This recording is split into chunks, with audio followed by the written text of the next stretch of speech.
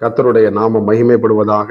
ஆண்டவரும் அருமை இரட்சகருமாகிய இயேசுவின் நாமத்திற்கு மகிமை உண்டாகட்டும். நாம் ஜெபம் பண்ணுவோம். பரிசுத்த தேவனே, எங்களோடு கூட பேசுங்கப்பா. இயேசுவின் நாமத்தின் பிதாவே, ஆமென். எடுத்து வாசிப்போம். ஏசாயா தீர்க்கதரிசன புஸ்தகம் 30ஆம் அதிகாரம், அதுல 21ஆம் வசனத்தை வாசிப்போம். நீங்கள் வலதுபுறமாய் சாயும் போது இடதுபுறமாய் சாயும் போதும் வழி இதுவே, இதிலே நடவுங்கள் என்று உங்களுக்கு பின்னாலே சொல்லும் வார்த்தையை உங்கள் காதுகள் கேட்கும். கர்த்தருக்கு மகிமை உண்டாவதாக. இடது சொல்ல வலதுபுறமாக இடதுபுறமாக நம்ம என்ன பண்ணலாம், சாயக்கூடாது.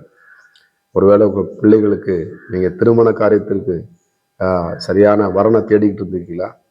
ஒரு நான் ஜெபம் பண்ணி பார்த்தேன், வாழ்க்கையில ஜெபம் பண்ணி எவ்வளோ உபவாசம் பண்ணி ஜெபம் பண்ணேன், ஆனால் சரியான ஆட்கள் வரல. அதனால நான் அவங்க இப்படி பண்ணிடலாமா, இல்லை இவங்ககிட்ட கேட்டலாமா, அவங்ககிட்ட செஞ்சிடலாமான்னு சொல்லிட்டு புறச்சாதிகள் மத்தியிலே உங்கள் பிள்ளைகள் என்ன பண்ண கொடுத்துடாதீங்க. அருமையான தேவ பிள்ளைகளை சரியா வளர்த்துருக்கிறீங்க.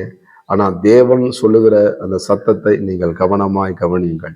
சில பேர் சொல்லுவாங்க, நீ ஜெபம் பண்ணி பார்த்தீங்க சரியான வர்றவங்கள கட்டிட்டு சொல்லிட்டு பக்கத்து விட்டு சொல்லலாம், சொந்தக்காரர் சொல்லலாம், கூட பிறந்த அண்ணன் தம்பி சொல்லலாம்.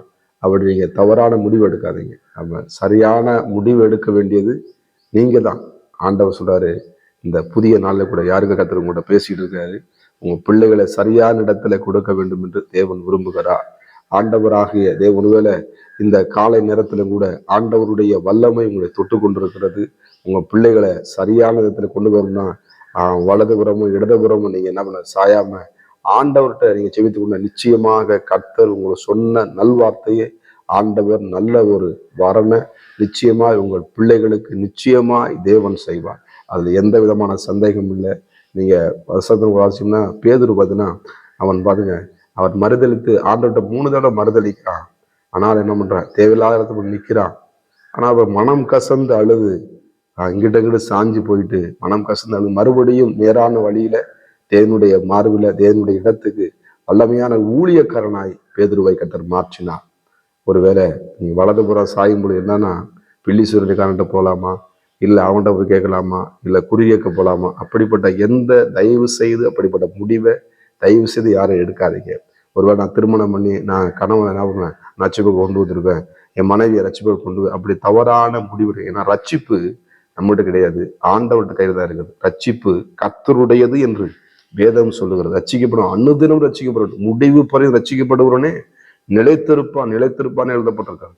அப்ப ரட்சிப்பு கர்த்தருடையது. ஆனால் ரட்சிக்கப்படாத கர்த்தருடைய கை குறுகி போகல. ஆனா நம்ம சென்றது வலதுபுறமும் இடதுபுறமும் சாயாம ஆண்ட சொல்லிட்டு மனம் கசந்து அழுது ஆண்டவர் நம்மோடு பேசுகிற அந்த வார்த்தையை நீங்கள் கவனமாய் கவனிக்கும் பொழுது பூர்வ பயிரை அந்த வழிகளை கர்த்தர் கொடுக்கிற வழிகளை நடத்திங்கன்னா ஆண்டவர் நல்ல ஒரு உங்க பிள்ளைகளுக்கு நல்ல ஒரு ஊழியக்காரியாக நல்ல ஒரு படிக்கிற மாப்பிள்ளையா ஆண்டவர் நிச்சயமா தருவார். அவர் சிறப்பாய் செய்கிற தேவன். அது மாத்திரமல்ல, யோவான் நீங்க எடுத்து வாசினா வெளிப்படுத்தும் விசேஷத்தை அவன் எழுதுனதை பார்க்க முடியும். ஆண்டுடைய மார்பிலை சாய்ந்த யோவான், அந்த யோவான் பண்ண வெளிப்படுத்தும் விசேஷத்தை வருகிற காரியம் நடக்கிற காரியங்களை கர்த்தர் உங்கள் பிள்ளைகளுக்கு வெளிப்படுத்துவார், உங்களுக்கு வெளிப்படுத்துவார். நீங்க அங்கிட்டு இங்கிட்டு என்ன பண்ணுவீங்க, ரெண்டு பக்கமும் நம்ம கால் வைக்காம ஒரே போல அதுவா இதுவா என்று சொல்லுவாங்க. ஆண்டோட கர்த்தரை கொடுங்க. ஸ்தோத்திரம். கர்த்தரை நீங்க பின்பற்றுங்க. ஆண்டவருடைய வார்த்தைகளை கவனமா பிடித்துக் கொள்ளுங்க. அழகா சொல்லுது பாருங்க, இதுவே நடுவுங்கள் என்று உங்களுக்கு பின்னாலே சொல்லும் வார்த்தைகள் உங்கள் காதுகள் கேட்கும். நிச்சயமா உங்களுக்கு நல்ல செய்தியை கர்த்தர் உங்களுக்கு தருவார். ஆண்டவர் நிச்சயமா இங்க பட்ட பிரயாசத்துக்கு நிச்சயமா நீங்க பண்ண ஜபம் ஒரு நாள் வீணாகாது. அதை ஒருபோது ஒரு துளியோட நம்ம சந்தேகப்படாதீங்க. விசுவாசத்தோடு, ஏன்னா ஆண்டவரிடத்துல சேர்கிறவர் தம்மை தேடுகிறவர்களுக்கு அவர் பலன் அளிக்கிறார் என்று என்ன பண்ணும், நீங்க முதல்ல நம்பணும்.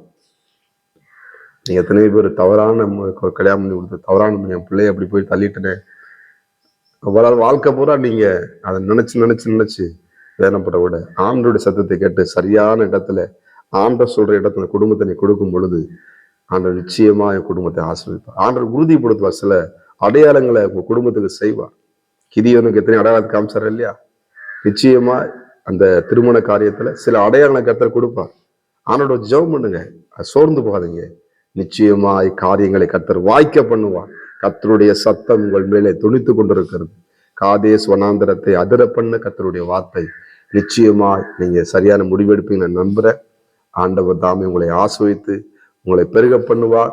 ஆம், இந்த செய்தியை கேட்டுக்கொண்டு அருமையான தேவ பிள்ளைகளை, நிச்சயமா உங்க வாழ்க்கையில ஒரு பெரிய ஒரு திட்டத்தை வைத்திருக்கா என்பதை மறந்துடாதீங்க. கர்த்தர் உங்களை ஆஸ்வதிப்பாராக. நம்ம ஜெபம் பண்ணுவோமா? பரிசுத்த கிருபை நிறைந்த நல்ல தகப்பனே, இந்த காலை வேளையிலே ஆண்டவரே ஸ்தோத்திரம். பண்ணி சொல்ல வார்த்தைகள் வலதுபுறம் இடதுபுறமும் சாயாமல் யோசுவாவுக்கு சொன்னீங்களே, வலதுபுறம் இடதுபுறம், ஆமா, என் வார்த்தைகளை கவனமா இரவும் பகலும் தியானித்திருப்பாயாக எழுதப்பட்டிருக்கிறது. பிள்ளைகளுடைய வாழ்க்கையில ஒரு அற்புதத்தை தேவன் செய்வீராக. உங்களுடைய வல்லமை வெளிப்படுகிறது. ஒவ்வொருவரையும் உங்களுடைய வல்லமை நிரப்பும்படியா ஜெபிக்கிறேன். ஆசீர்வதிங்க இயேசுவின் நாமத்தின் பிதாவே, ஆமென். God bless you. கர்த்தர் உங்களை ஆசீர்வதிப்பாராக.